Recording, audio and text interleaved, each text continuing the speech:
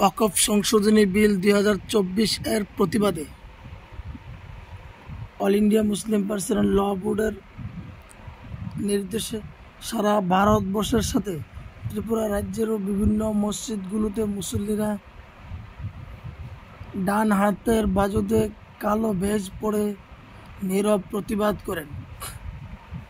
ওয়াকফ সংশোধনী বিল 2024 যদি বাস্তবায়ন করা হয় তাহলে মুসলিমদের মসজিদ, মাদ্রাসা, ঈদগাহ, কবরস্থানের দারুণভাবে ক্ষতি হবে বলে জানিয়েছেন মুসলিম পার্সোনাল ল বোর্ডের কর্মকর্তারা। মুসলিম পার্সোনাল ল বোর্ডের সাধারণ সম্পাদক মাওলানা সাহেবের বিশেষ আবেদনে সারা রাজ্যের সাথে সিপাহীজলা জেলার জম্পুজলা মহকুমার জগাইবাড়ি বাইতুস সালাম মসজিদের মুসল্লিরা এবং জগাইবাড়ি মাদ্রাসার এলাকার সকলে কালো ভেজ পরে ওয়াকফ সংশোধনী বিলের প্রতিবাদে সোচ্চার হলেন। পাশাপাশি তারা সাংবাদিকদের মুখোমুখি হয়ে বিলের বিষয় নিয়ে সরকারকে পুনর্বিবেচনা করার আবেদন করেন। জগাইবাড়ি মসজিদ কমিটির কর্মকর্তা সহ মুসল্লিরা।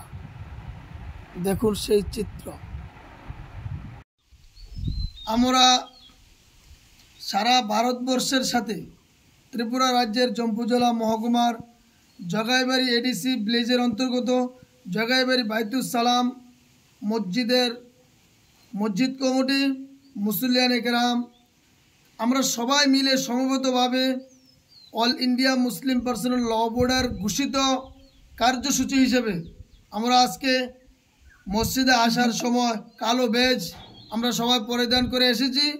মূল লক্ষ্য হলো ওয়াকফ সংশোধনী বিল 2024 আমাদের সর্বভারতীয় স্তরের মুসলিম পার্সোনাল ল বোর্ড এবং মুসলিম যত সংগঠনগুলো আছে, নেতৃত্বরা আছেন, শীর্ষস্থানীয় নেতৃত্বরা আছেন, ভারতবর্ষের বুদ্ধিজীবী মহল আছেন, ওলামা একরাম আছেন, প্রত্যেকের মতামত এবং চিন্তাধারা হলো ওয়াকফ সংশোধনী বিল 2024 যদি সরকার যে উদ্যোগ নিয়েছে করার জন্য যদি বাস্তবায়িত করা হয় তাহলে আমাদের মসজিদ, মাদ্রাসা, ঈদগাহ, কবরস্থান ধ্বংসের পথে চলে যাবে।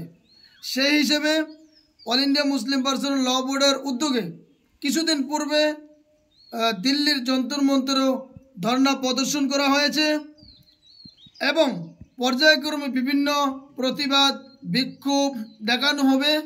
এই হিসেবে আজকের দিনে আমাদের পবিত্র রমজান মাস 2025 সালের রমজান মাস শেষ জুম্মা আমরা প্রত্যেক মুসল্লিয়ান কেরাম যাহাতে কালো বেশ পরে মসজিদে আসে এর প্রতিবাদ হিসাবে, নীরব প্রতিবাদ হিসাবে আমরা সেই নীরব প্রতিবাদ হিসাবে আজকে কালো বেশ পরিধান করে মসজিদে এসেছি। আমরা চাই আমাদের ওয়াকফ যে আইন রয়েছে সে আইন বহাল থাকুক, যেভাবে আছে সেভাবে থাকুক, পরিবর্তন করে আমাদের মধ্যে যাতে কোনো বিভ্রান্তি বা আমাদের ওয়াকফ সম্পত্তিগুলো যাতে ধ্বংসের পথে না নেওয়া হয়, এটা আমরা সরকারের কাছে দাবি জানাচ্ছি।